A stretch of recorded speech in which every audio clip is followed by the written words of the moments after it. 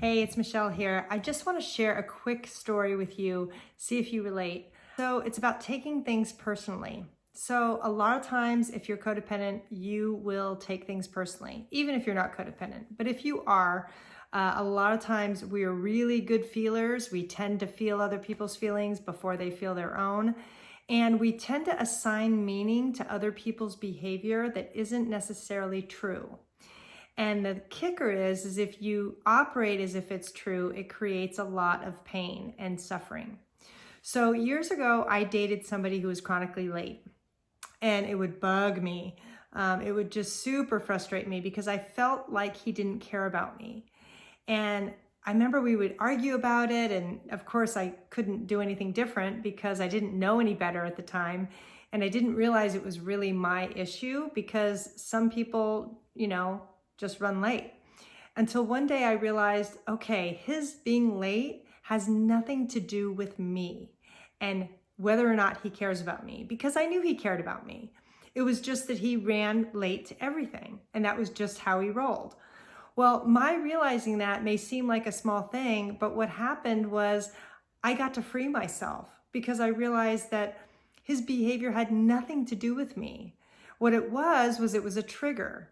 It was one of those things in relationship that is a trigger, which means we overreact to the present situation based on what's happened in the past.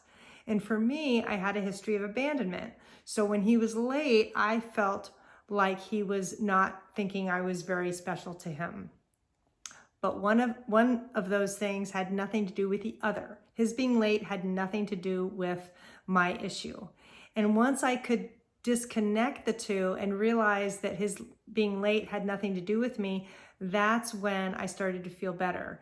Because sometimes when we get triggered, we have to find the meaning that we're assigning to what's happening currently, because that's how you're going to start to heal.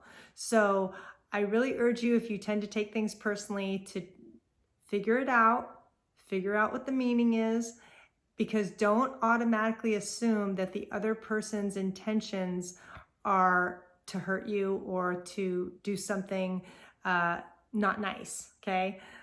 It's really important to be able to figure out for yourself where the meaning is so you can do your own healing, because that's where recovery is doing your own healing. It's not about getting somebody else to change. Now, if you're looking at your relationships asking, well, how do I make them better? Or how do I even know my relationships are troubling? Most of you probably have a hint that some of those relationships you're in right now are not where you want them to be, but maybe you don't know what to do next. So I have a relationships checklist that I made. It's pretty cool. I have a video that walks you through it. But it consists basically of 3 checklists: one for supportive relationship behavior, one for challenging relationship behavior, and one for your own relationship behavior, because we need to assess ourselves as much as we do our relationships. But if you know the health of your relationships and where they're not working, then you'll know what needs fixing. So when I took it myself, right after I created it, I realized that there were some people in my life that were really much more supportive than I ever gave them credit for.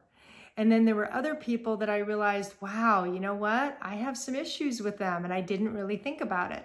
So you're probably going to have a few aha moments in the checklist. So it's in my banner. I'm also going to put it in the link of this post, or you can go to counselingrecovery.com and it's right at the top. All right. I hope this has been helpful. Bye.